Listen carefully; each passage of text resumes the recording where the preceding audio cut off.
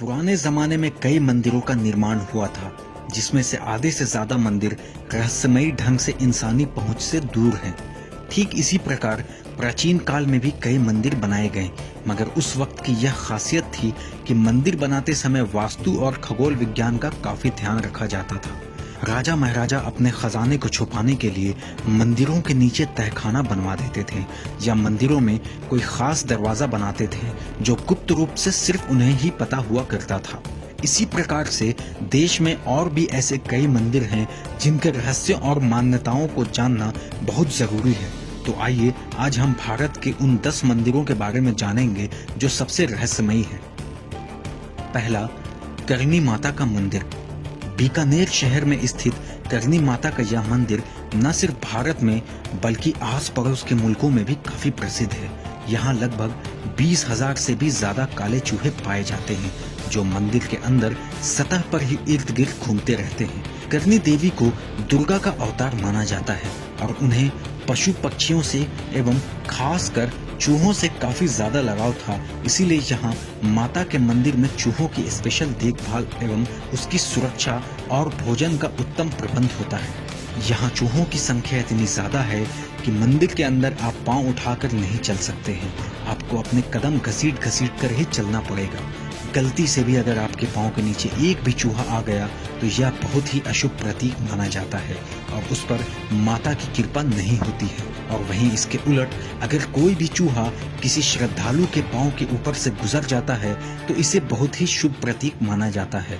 और एक मान्यता यह भी प्रचलित है कि मंदिर में मौजूद सफेद चूहा अगर किसी श्रद्धालु को दिख जाए तो उसकी सारी मनोकामनाएं पूरी हो जाएंगी। दूसरा, कन्याकुमारी देवी मंदिर।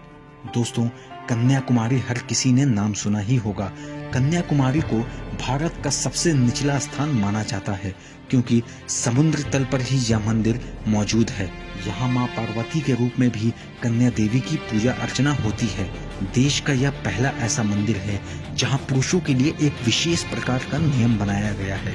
मंदिर में प्रवेश करने से पहले हर पुरुष को अपने कमर से ऊपर के सारे कपड़ों को उतार कर ही अंदर प्रवेश करना पड़ता है। वहीं महिलाओं के लिए ऐसा कोई नियम नहीं है।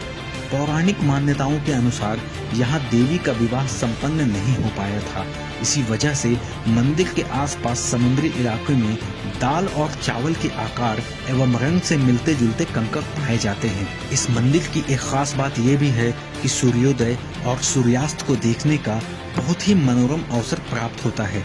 यहाँ से नॉर्थ साइड में 3 किलोमीटर की दूरी पर एक सनसेट पॉइंट भी है जहाँ पर काफी भारी मात्रा में श्रद्धालुओं और पर्यटकों की भीड़ लगती है। तीसरा, मेरू रिलीजन स्पॉट या कैलाश पर्वत। कैलाश पर्वत विश्व की एकमात्र पर्वत है जिस पर आज तक कोई भी विजय हासिल नहीं कर पाया है। मान्यताओं के अनुसार पर्वत के शिखर पर शिव जी अपने परिवार के संग आज भी विराजित हैं और यहीं पर स्थित मानसरोवर झील भी है जो अपनी पवित्रता और मीठे पानी के लिए पूरे दुनिया भर में मशहूर है। ऐसा कहा जाता है कि पर्वतरोही जब भी कैलाश पर्वत के शिखर पर चलते हैं तो अचानक ही एक तूफान और आंधी चलने लगती है जिसकी वजह से आज तक कोई भी इसके शिखर पर नहीं पहुंच पाया है। इस पर्वत के चारों ओर एक अलौकिक शक्ति का माहौल बना रहता है जिसमें से हमेशा ही एक ध्वनि तरंग निकलते रहती है। ध्यान से सुनने पर यह तरंग डमरू के आवाज की जैसी लगती है। इसका रहस्य आज भी वैज्ञानिकों के लिए एक पहेली बनी हुई है। चौथा, शनि शिंगणापुर। भारत देश में सूर्य पुत्र शनि देव के कई मंदिर हैं। देश के लगभग हर कोने में आपको सूर्य देव का मंदिर मिल ही जाएगा और उन्हीं मंदिरों में एक मंदिर बहुत मशहूर है जो महाराष्ट्र के अहमदनगर में स्थित है, जिसे हम लोग शनि देव का मंदिर भी बोलते हैं। इस मंदिर की विशेषता यह है कि यहाँ स्थित शनि देव की मूर्ति बगैर किसी छत्र छाया या गुंबद के खुले आसमान के नीचे संगमरमर पर विराजित है। यहाँ के मंदिर का खौफ इतना है कि आसपास रहने वाले लोग अपने घरों में दरवाजे खिड़कियाँ यहाँ तक कि तिजोरी भी नहीं रखते हैं।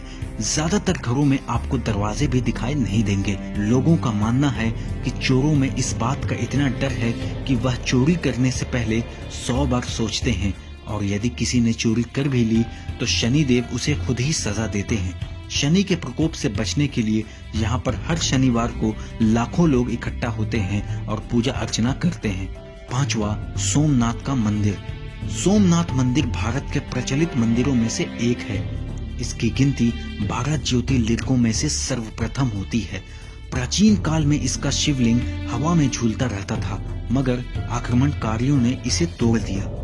माना जाता है कि पूरे विश्व भर में 24 शिवलिंगों की स्थापना की गई थी, जिसमें से सोमनाथ का यह मंदिर बीचों बीच आता है। इस मंदिर में मौजूद कुछ शिवलिंग कर्क रेखा के बीचों बीच आते हैं। गुजरात के वेरावल में मौजूद इस मंदिर का निर्माण स्वयं चंद्र देवता ने किया था, जिसका परिणाम ऋग्वेद में भी मिल जाएगा। इस मंदिर को 17 बार नष्ट किया गया एवं पुनः निर्माण भी किया गया। भगवान कृष्ण ने देह त्याग भी इसी स्थान पर किया था। कृष्ण जी भालू का तीर्थ पर विश्राम कर रहे थे, तभी एक शिकारी ने उनके चरण को हिरण की आंख समझकर बाण चला दी। कहते हैं यहाँ पर भी कृष्ण जी का एक मंदिर बना हुआ है। छठा, कामाख्या मंदिर। इसे तांत्रिकों का गढ़ कहा जाता है। 51 शक्ति पीठों में से इस पीठ को सबसे महत्वपूर्ण माना जाता है। यह गुवाहाटी में स्थित है। यहाँ त्रिपुरा सुंदरी एवं मातांगी और कमला की प्रतिमा स्थापित है। पौराणिक मान्यताओं में यह कहा जाता है कि मंदिर में मां भगवती की गर्भ रहित महामुद्रा से निरंतर जल प्रवाह के स्थान से रक्त प्रवाह होता रहता है। यह मंदिर अपने आप में एक बहुत ही विशिष्ट पहचान रखता है। सातवां, अजंता एलोरा का मंदिर। यह मंदिर न सिर्फ पौराणिक कथाओं एवं आस्था का प्रतीक है, बल्कि इतिहास के किताबों में भी इसका अच्छा खासा वर्णन मिल जाएगा। महाराष्ट्र के औरंगाबाद जिले में मौजूद अजंता एलोरा का यह मंदिर पहाड़ों को काट काट कर बनाया गया था। 29 गुफाएं अजंता के अंदर हैं, तो वहीं 34 गुफाएं एलोरा में स्थित हैं। इसे राष्ट्रकूट वंश के शासकों द्वारा बनाया गया है। कहा जाता है कि इस मंदिर के रहस्य के ऊपर ऋषि मुनियों ने लंबे अरसे तक मौन धारण कर लिया था, तथा उनकी तपस्या का ही यह फल है कि आज यह प्रसिद्ध मंदिर हमारे सामने मौजूद है। आठवां, खजुराहो का मंदिर। उस काल के राजा ने सेक्स को समर्पित एक अलग ही मंदिर बनवा दी थी। उस समय यह बहुत ही बोल्ड डिसीजन रहा होगा।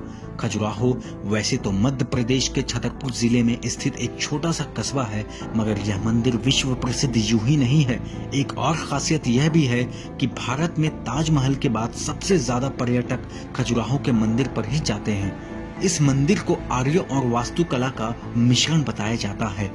इन दोनों ने मिलकर एक मिसाल कायम किया था। चंदेल शासकों ने इस मंदिर का निर्माण सन 900 ईस्वी से 1130 ईस्वी के बीच में किया है। इस मंदिर का सबसे पहला उल्लेख अल-बरूनी के द्वारा 1122 में सुनने को मिला और अरब मुसाफिर इब्न बतूता के जरिए भी खजुराहो का जिक्र सामने आया था। 9वां, काल भैरव मंदिर। उज्जैन का काल भैरव मंदिर एक अलग ही पहचान रखता है। इस मंदिर की मूर्ति मदिरा पान करती है। आपको जानकर हैरानी होगी कि यहाँ प्रसाद में फल या भाजी नहीं देते हैं, बल्कि मदिरा पान चढ़ाया जाता है, क्योंकि ऐसा माना जाता है कि काल भैरव मदिरा पान करते थे, इसलिए यहाँ के प्रसाद में अक्सर मदिरा मिलता है। काल भैरव नाथ मंदिर के रक्षक हैं और इसलिए इस जगह पर हर समय मदिरा पान की पूर्ण व्यवस्था रहती है। 10वां, ज्वाला देवी मंदिर। यह मंदिर हिमाचल के कांगड़ा घाटी के 30 किलोमीटर अंदर स्थित है। मां सती के 51 पीठों में से इस मंदिर को खास जगह दी गई है। ऐसा कहा जाता है कि माता की जीभ यहीं पर गिरी थी और पांडवों ने इस जीभ का खोज किया था। मान्यताएं तो ऐसी भी हैं कि आज भी देवी के मुख से अग्नि निकल रही है। एक रोचक बात यह भी है कि यहाँ तांबे का पाइप लगा है, जो हर एक मूर्ति के सामने रासायनिक रूप से आग बनकर निकलता है। तो दोस्तों, उम्मीद है आपको ये हमारी वीडियो पसंद आई होगी, और अगर पसंद आई है तो कमेंट करके हमें बताइए कि आपको ये वीडियो कैसी लगी।